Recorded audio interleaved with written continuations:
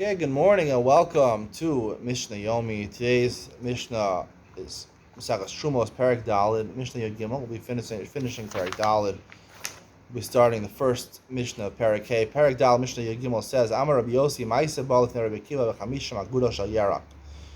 There are 50 agudos, packages of vegetables.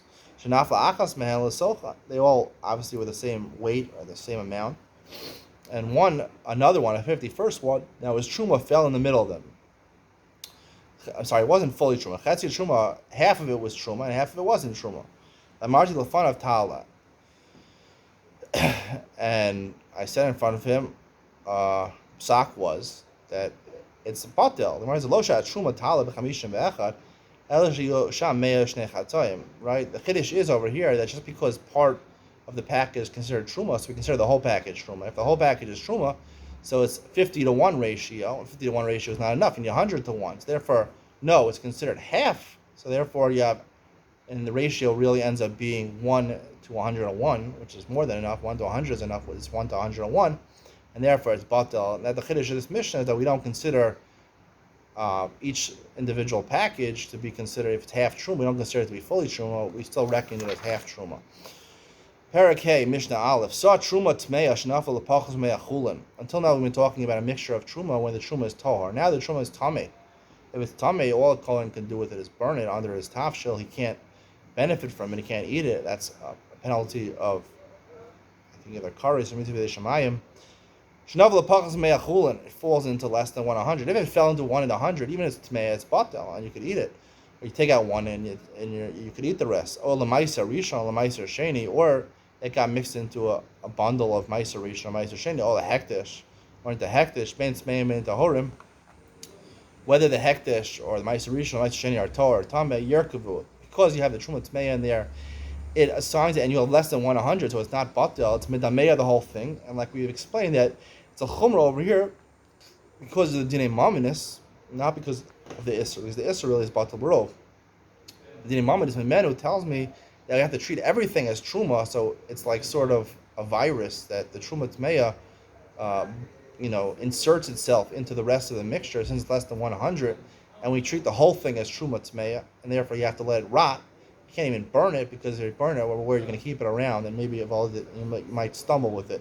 Im tahora, you're going to use it in the wrong way. Im tahora haisa osasa. Let's say what fell in was truma tahora, yimakru kanim and made truma. So then, obviously, it's mdameya the whole thing, but it makes the whole thing truma. But it's truma tahora, so the kohen could sell it. So you're going to sell it to a kohen. The kohen obviously is going to ask for a lower price, the actual value of the wheat or whatever you're selling to him, because it's not such a high demand. There's not so many kohanim out there, right? When you have an auction off in the shul, who wants kohen, right? There's only a couple of kohanim bidding for it. The price is going to be lower than shlishi. Shlishi, even more Yisraelim around.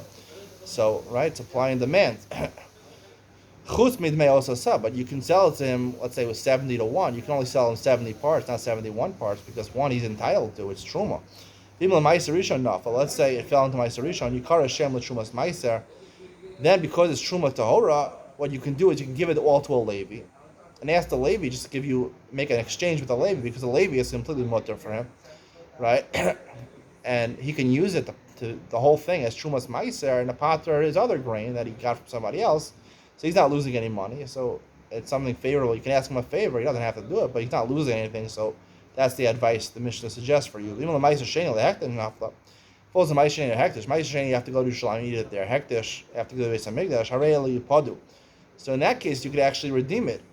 You can redeem. You say, oh, there's 1 to 70 ratios. I'm redeem the Truma Tahora, right? Truma Tahora.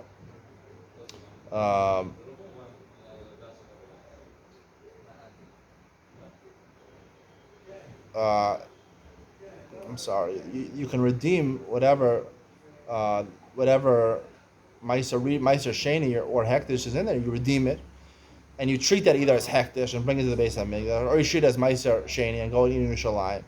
And the rest of it, right?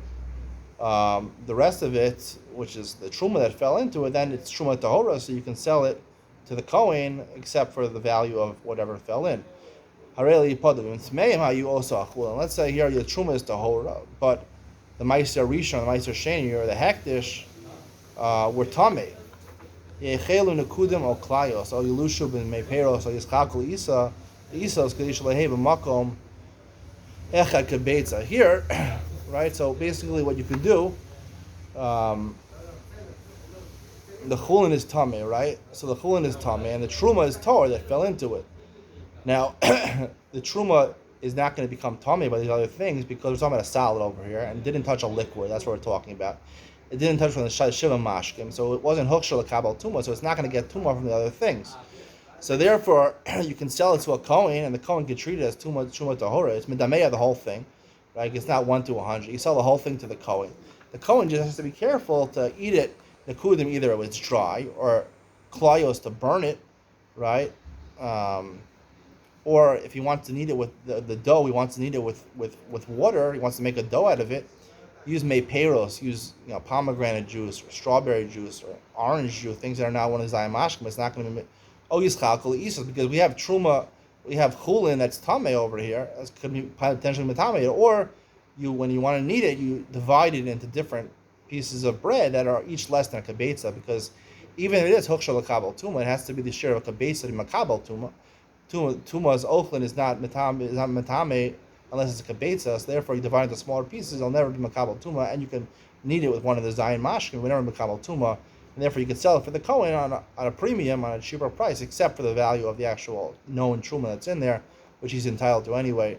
That's the conclusion of today's shir. Stay tuned for Ian HaMishnah. We'll discuss a little more in detail this first Mishnah in Parakeh.